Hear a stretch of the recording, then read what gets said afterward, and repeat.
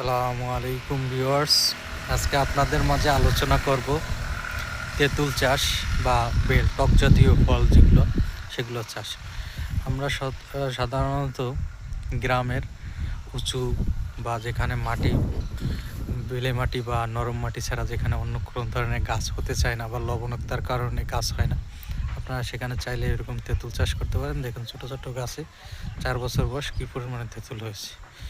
এগুলো মূলত লবণ এলাকা আর এই লবণাক্ত জায়গা বা উঁচু জায়গায় বেশি ভালো হয়ে থাকে। এক পাশে দেখেন বেল গাছ, এই যে প্রচুর পরিমাণে, এই দেখুন তেঁতুল, একেবারে প্রচুর পরিমাণ তেঁতুল। আপনারা যাদের লবণাক্ত এলাকা তারা আপনারা চাইলে এরকম তেঁতুল চাষ করতে পারেন। তেঁতুলের বর্তমানে চাহিদা অনেক।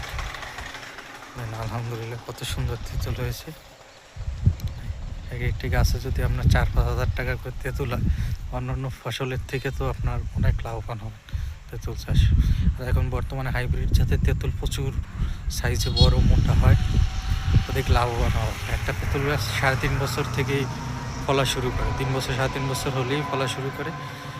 4 বছর বয়সে গাছ পূর্ণ ফলন। চাইলে এরকম তেঁতুল গাছ চাষ করতে